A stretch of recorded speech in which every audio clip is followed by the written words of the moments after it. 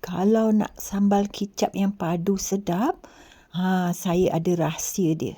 Sangat mudah membuatnya. Makan pula kena dengan ayam goreng ataupun makan dengan pisang goreng, sangat sedap.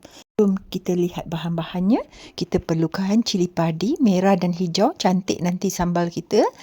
Bawang putih. Ni semua bahan-bahan ni saya dah tulis kat bawah lah berapa ya. Puan-puan nak buat. Cili hijau dan cili merah. Juga bawang besar. Kalau bawang kecil lagi sedap. Semua bahan-bahan ni kita akan kisar halus. Tapi sebelum kisar, kita kena panaskan sedikit minyak. Kita goreng semua bahan-bahan ni. Bawang tu tadi kita dah potong-potong. Masukkan bawang putih sekali. Kita tumis sekejap. Kemudian kita masukkan cili merah, cili hijau, cili padi merah, cili padi hijau.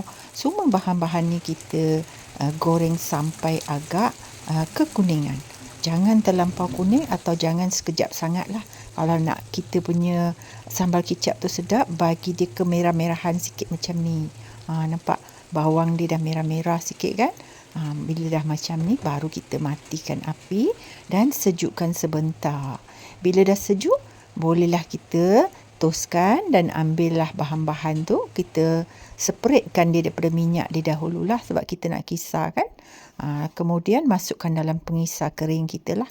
Kita masukkan dalam pengisar, kemudian bolehlah kita tambahkan kicap manis secukupnya. Mula-mula kita letak setengah cawan sahajalah ya. Kemudian kita tambahkan sos ikan 1 sudu makan dan gula. Tom tam Thailand ini akan jadikan dia sedap. Kita tak letak garam ya. Sekarang kita tambahkan jus limau lah ya. Kita perahkan limau ikut suka kita nak banyak mana. Kemudian bolehlah kita kisar. Dah siap sambal kicap kita yang sangat sedap. Kita tak tambah garam sebab kicap dah cukup banyak garam. Kalau nak tambah kicap lagi boleh saja, kicap manis lah ya.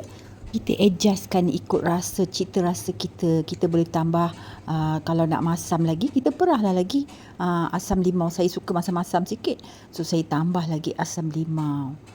Senang sahaja cara buatnya.